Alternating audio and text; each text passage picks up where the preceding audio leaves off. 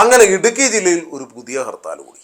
ഈ ഹർത്താൽ എന്ന് കേൾക്കുമ്പോൾ സംഗതി വലിയ പുതുമയുള്ള കാര്യമൊന്നും അല്ലെങ്കിലും എന്തായാലും ഹർത്താൽ ഒരു 100 കോടി ക്ലബിലെത്തിയിട്ടുണ്ട്. എന്ന് വെച്ചാൽ ബോക്സ് ഓഫീസിൽ വമ്പൻ ഹിറ്റാണ്. കടകമ്പോളങ്ങളെല്ലാം പൂർണ്ണമായും അടഞ്ഞു കിടക്കും. വാഹനങ്ങളൊന്നും നിരത്തിലിറങ്ങിയിട്ടേയില്ല. എല്ലായിടത്തും എല്ലാവരും സഹകരിക്കുന്നുണ്ട്. ഇന്നലെ തന്നെ എല്ലാവരും ബിവറേജിലെത്തി ആവശ്യത്തിനുള്ള കുപ്പിയും കോഴിയും കപ്പയൊക്കെ മേടിച്ച് വീട്ടിലും ചുറ്റുവട്ടങ്ങളിലുമൊക്കെ പാകം ചെയ്ത് കമ്പനിയൊക്കെ കൂടി.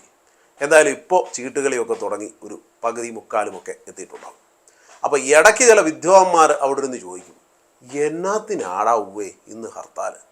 ഓ, അറിയത്തില്ലാടാവുവേ, സംഗതി പുതുമയുള്ള ഒരു കാര്യമാണ്. പറഞ്ഞത് ഇച്ചിരി ശരിയായ കാര്യമാണ് കേട്ടോ. ഈ ഹർത്താലിൻ്റെ സബ്ജക്റ്റ് ശകലം പുതുമയുള്ള കാര്യമാണ്. ഭരിക്കുന്ന പാർട്ടി അവരുടെ ഗവർണർക്കെതിരെ നടത്തുന്ന ഒരു ഹർത്താൽ.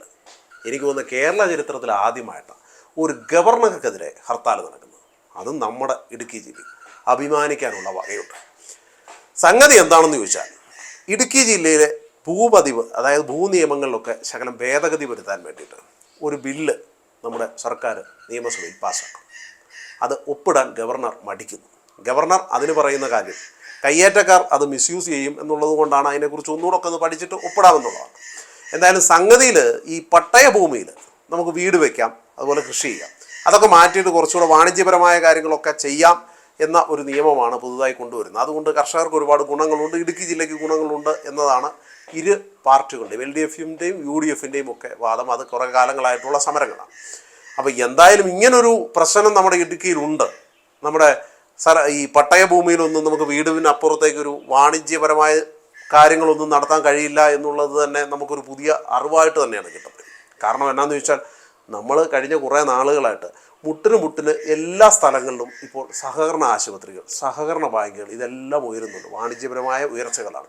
ബാങ്ക് അല്ലടാവേ, ആശുപത്രി അല്ലടാവേ എന്ന് ചിന്തിച്ചാൽ അതിൻ്റെ 1ഉം 2ഉം നിലകളിലൊക്കെ കൂടുതലും ഈ ഷട്ടറുകൾ എന്ന് വെച്ച് കഴിഞ്ഞാൽ വ്യാപാര സ്ഥാപനങ്ങൾ പണിയാനുള്ള കടമുറികളാണ് കൂടുതലും പണിതിടുന്നത്. അതും ഒരു 8, 10, 15, 20 ഷട്ടറൊക്കെ ഇങ്ങനെ പണിതിടും. അതിൻ്റെ മുകളിലാണ് ഹോസ്പിറ്റൽ. ഈ ഹോസ്പിറ്റൽ എന്നൊക്കെ പറഞ്ഞു കഴിഞ്ഞാൽ വല്ലപ്പോഴും വല്ല ഡോക്ടറും വന്നാലായി, വല്ലയിടത്തും ചികിത്സ കിട്ടിയാലേ. കൂടുതലും ഇത് വാണിജ്യപരമായ ആവശ്യങ്ങൾക്ക് വേണ്ടിയിട്ടാണ് ഇങ്ങനെയുള്ളതെല്ലാം പണിയുന്നത്. അത് എനിക്ക് തോന്നുന്നു ഇപ്പോൾ ഇടുക്കി ജില്ലയിലെ മുക്കിലും മൂലയിലും എല്ലാം ഈ സാധനങ്ങൾ സഹകരണ ബാങ്കും സഹകരണ ആശുപത്രികളും വന്നു കഴിഞ്ഞു. അപ്പോൾ ഈ വാണിജ്യപരമായ നിർമ്മാണങ്ങൾക്ക് എവിടെയാണ് റെസ്ട്രിക്ഷൻസ് ഉള്ളതെന്ന് നമുക്ക് മനസ്സിലാകുന്നില്ല. അതുപോലെ പണിയുന്നവരെല്ലാം കെട്ടിടങ്ങൾ ഇഷ്ടം പോലെ നമ്മുടെ നാട്ടിൽ പണിയുന്നുമുണ്ട്. അതും പട്ടയ ഭൂമിയിൽ തന്നെയാണ്. പിന്നെ എന്തിനാണ് അതിനൊരു അഡീഷണൽ ബില്ലും അതിനിപ്പോൾ ഒരു ഹർത്താൽ എന്നും ചോദിച്ചാൽ, സാധാരണക്കാർക്ക് തോന്നുന്ന ഒരു കാര്യമുണ്ട്. നമ്മുടെ പിണറായി സാറ് കഴിഞ്ഞ കുറേ നാളുകളായിട്ട് നമ്മുടെ കേരളത്തിൽ ഒരു യാത്ര നടത്തി ബസ്സേൽ. ഇപ്പോൾ ഇനി അതിനെക്കുറിച്ച് പറയുന്നത് ആവർത്തന പരിസ്ഥിതിയും ബോറുമൊക്കെ ആയതുകൊണ്ട് അത് നമ്മൾ പറയുന്നില്ല. എന്നാലും ആ യാത്ര നടത്തി അദ്ദേഹം ഒരുപാട് സ്ഥലങ്ങളിൽ മതിൽ കുളിച്ചും അല്ലാതെയും ഒക്കെ കയറി ചെല്ലുമ്പോൾ വലിയ ആൾക്കൂട്ടമൊന്നും ഒരിടത്തും കണ്ടില്ല. ഇനിയൊക്കെ എന്തെങ്കിലുമൊക്കെ കൊടുക്കാം, ഒരപേക്ഷ കൊടുത്ത് അദ്ദേഹത്തിൻ്റെ നിന്ന് എന്തെങ്കിലുമൊക്കെ വാങ്ങിയെടുക്കാം എന്ന് വിചാരിച്ച് അങ്ങോട്ടേക്ക് ചെന്നവരെയൊക്കെ പുറങ്കാലടിച്ച് എന്തായാലും പോലീസുകാർ പുറത്തേക്ക് ഓടിച്ചു. അതിനിടയിൽ സമരവുമായി എത്തിയ BJPക്കാരോടും UDFകാരോടും ഒരേപോലത്തെ ഒരു തിരിച്ചു വ്യത്യാസവുമില്ലാതെ ഒരേപോലെയാണ് പിണറായി സാറ് പെരുമാറിയത്. പോലീസിനെ വെച്ച് അടിച്ചോടിച്ചു, കൂടാതെ DYFI പിള്ളേരെ വിളിച്ച് തൊഴിച്ചു ഓടിച്ചു.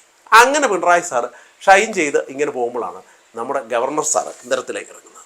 പിണറായി സാറിന് കിട്ടിയതിനേക്കഴിഞ്ഞും ജനപിന്തുണ ഗവർണർ സാറിന് എന്തായാലും നിരത്തുകളിൽ കിട്ടി. ആളുകൾ ഗവർണർ സാറിനെ കാണാൻ കൂട്ടമായി വരാൻ തുടങ്ങി. ഒരു ഗവർണർക്ക് നമ്മുടെ ഭരണകേന്ദ്രത്തിൽ, നമ്മുടെ ഭരണത്തിൽ, നമ്മുടെ സർക്കാരിലൊക്കെ ഇത്രയും ഇൻഫ്ലുവൻസ് ഉണ്ട്, അല്ലെങ്കിൽ ഗവർണർ എന്ന് പറയുന്ന ഒരു സാധനം തന്നെ ഉണ്ട് എന്ന് ജനങ്ങൾക്ക് മനസ്സിലായ ഒരു സാഹചര്യം കൂടി എന്തായാലും ഈ 5 വർഷമായിരുന്നു. അതിന് നമ്മൾ എന്തായാലും പിണറായി സർക്കാരിന് നല്ലൊരു കയ്യടി കൊടുക്കണം. എന്തായാലും ഗവർണർ സാർ തെരുവിലേക്ക് ഇറങ്ങിയതോടെ നിരവധി ആരാധകർ അദ്ദേഹത്തിന് പുറകെ കൂടി. സെൽഫി എടുക്കാൻ ആളായി, ഓട്ടോഗ്രാഫ് പിടിക്കാൻ ആളായി, അങ്ങനെ വലിയൊരു ക്യൂ. ഇത് കണ്ട് പിണറായി സാറിനും LDF സർക്കാരിനും ഒട്ടും സഹിച്ചില്ല. കാരണം പിണറായി സാറ് ചെല്ലുന്നിടത്തെല്ലാം നോക്കി നിൽക്കുന്നത് കുറേ കസേരകളും മൈക്കുകളും കുറേ ആൾക്കൂട്ടങ്ങൾ എന്ന് പറയുന്ന കുറേ സഖാക്കളും മാത്രമായിരുന്നു. എന്തായാലും അതുകൊണ്ട് തന്നെ പിണറായി സാറ് ഇങ്ങനെ നോക്കിയിരിക്കുകയാണ്. ഇനി എപ്പോഴെങ്കിലും നമ്മുടെ ഗവർണർ സാറ് എവിടെയെങ്കിലും എത്തിയാൽ ഒരു പണി കൊടുക്കണം.